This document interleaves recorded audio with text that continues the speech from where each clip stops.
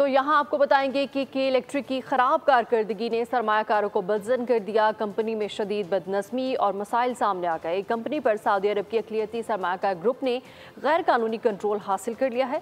Pakistani shares holders की financial times की report ने भांडा फोड़ दिया। रिपोर्ट के मुताबिक के इलेक्ट्रिक इंतहाई खराब कारकर्दगी और कानूनी तनाज़ात की शिकार है, जिसमें सरमायाकारों की दिलचस्पी न होने के बराबर रह गई है। के इस वक्त सऊदी अक़लियती सरमायाकारों और मकामी सरमायाकारों के दरमियान कानूनी तनाज़े में उलझी हुई है। सऊदी सरमायाकारों ने गैर कानूनी कंट्रोल संभाला हुआ है। अक्सरियती सरमायाकारों को बोर्ड में शामिल होने की इजाजत नहीं दी जा रही। सऊदी ग्रुप हुकूमत पाकिस्तान और स्पेशल इन्वेस्टमेंट कंसल्टेशन काउंसिल को ब्लैकमेल भी कर रहा है। रिपोर्ट में मजीद इंकशाफ हुआ कि के इलेक्ट्रिक अपनी नाअहली छुपाने के लिए कराची वालों पर इजाफी माली बोझ डाल रही है। कराची वालों की जेब से के का खर्च पूरा किया जा रहा है। बिजली की तरसील और पैदावार का निजाम बेहतर बनाने में भी नाकाम है। रिपोर्ट में ये भी कहा गया कि हुकूमत हर साल के इलेक्ट्रिक को 200 अरब रुपए की सब्सिडी फराहम कर रही है। ये भारी सब्सिडी भी इंतजामी नाअहली और क़यादत के फुकदान का ही नतीजा है। इसके बावजूद हुकूमत को कोई फायदा मिल रहा है, न ही कराची वालों के लिए कोई रिलीफ है।